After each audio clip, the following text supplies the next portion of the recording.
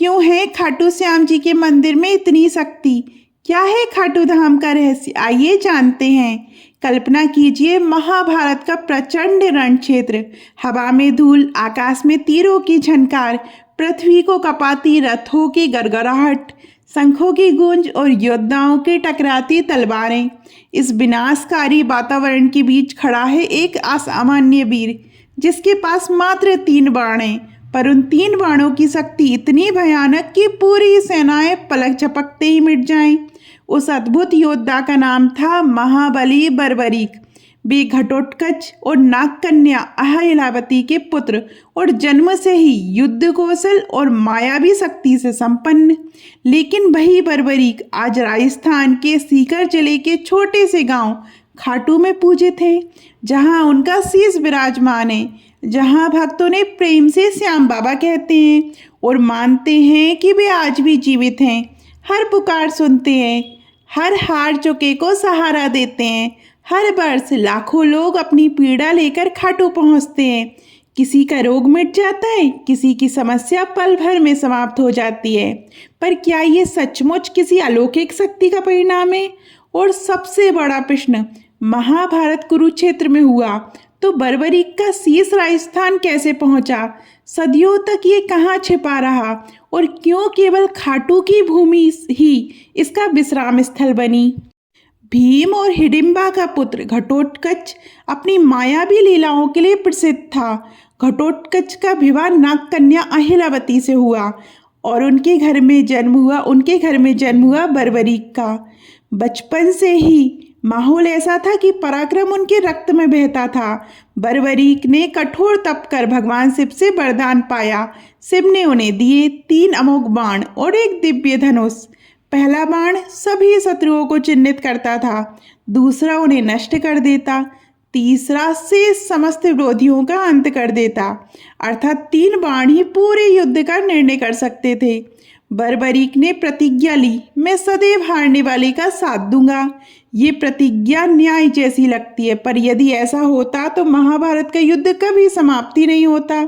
युद्ध हर क्षण पलटता रहता और ये अनंत काल तक चलता। कृष्ण ये भली भांति समझ गए। कृष्ण ब्राह्मण वेश में आए और पूछा, वीर तुम किसका साथ दोगे? बर्बरीक बोले, जो हार रहा होगा मैं उसी के पक्ष में खड़ा रहूंगा।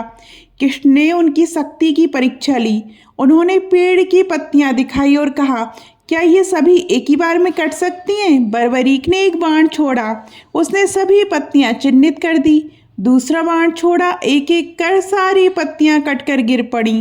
कृष्ण के चरणों के नीचे छिपी पत्ती पर भी बाण जाकर वार करने लगा। कृष्ण समझ गए, ये वीर यदि युद्ध में उतरा तो परिणाम कभी नहीं आएगा। कृष्ण ने दान मांगते हुए कहा, हे वीर, मैं तुमसे तुम्हारा शीश चाहता हूँ। बर्बरीक अडिग रहे। माता की दी हुई शिक्षा, दान सबसे बड़ा धर्म है, उनके मन में गूंज रही थी। क्षण भर में उन्होंने अपना शीश काट कर कृष्ण को समर्पित कर दिया। युद्ध भूमि पर उनका शीश एक ऊंचे टीले पर रखा गया और वही शीश पूरे महाभारत का साक्षी बना। जब युद्ध समाप्त हुआ, पांडवों में विवाद उठा। विजय किसकी वजह से मिली? कृष्ण ने कहा, पूछो उससे जिसने सब कुछ देखा। बर्बरीक के शीश से। बर्बरीक बोले, विजय केवल कृष्ण की नीति, लीला और दर्शन से मिली। कृष्ण प्रसन्न हुए और वरदान दिया, कलयुग में तुम श्याम नाम से पूजे जाओगे, हारे का सहारा कहलाओगे, तुम्हारा शीश युगों तक जीवित रहेगा। मान्यता है कि युद्ध के बाद कृष्ण ने स्वयं शीश को सुरक्षित स्थान पर स्थापित किया। सदियों तक ये राजस्थान की भूमि में गहरे कुएं में छिपा रहा। किसी को इसका ज्ञान नहीं था। समय बीतता रहा, राजवंश बदले, पीढ़ियां गुजर गईं। 11वीं शताब्दी के आसपास खाटू गांव में एक अद्भुत घटना हुई। एक गाय रोज एक विशेष जगह पर खड़ी होकर अपने आप दूध बहाने लगती थी। गांव वाले हैरान। राजा रूप सिंह ने खुदाई का आदेश दिया।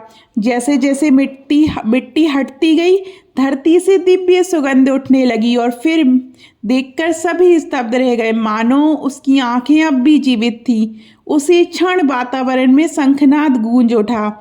जैसे स्वयं देवताओं ने पुष्प वर्षा की हो। राजा को रात में स्वप्न आया, इस स्थान पर श्याम मंदिर बनना चाहिए। फाल्गुन शुक्ल एकादशी के शुभ दिन वैदिक विधि से दिव्य शीश की प्रतिष्ठा हुई। धीरे धीरे लोग आने लगे और अनुभव करने लगे कि उनकी मनोकामनाएं पूरी होती हैं। सदियां बीतते एक साधारण गांव विश्व प्रसिद्ध तीर्थ बन गया, खाटू श्याम धाम। आज हर वर्ष लाखों भक्त यहाँ आते हैं। कई लोग कहते हैं दर्शन करके ही मन हल्का हो जाता है, आंखें स्वतः भर आती हैं, एक ऊर्जा शरीर में दौड़ जाती है। खाटू धाम में निशान चढ़ाने की परंपरा है। लाखों भक्त अपनी मन्नत लेकर निशान चढ़ाते हैं। मंदिर के पास एक रहस्यमयी कुंड है, कहते हैं उसका जल आज भी वैज्ञानिकों को समझ नहीं आता। पास ही एक शिवलिंग है जिसे औरंगजेब नष्ट करना चाहता था, पर उसके सैनिक डर के मारे भाग गए। आज खाटू श्याम बाबा के भक्त भारत ही नहीं, इंग्लैंड, लंदन, दुबई, कनाडा समेत पूरी दुनिया में हैं। कई भक्त दावा करते हैं मूर्ति जीवित है, रात को विश्राम भी करती है।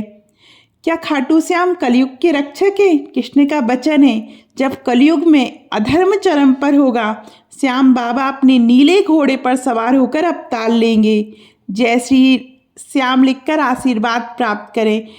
आपको ये कथा कैसी लगी कमेंट में ज़रूर बताइएगा। धन्यवाद।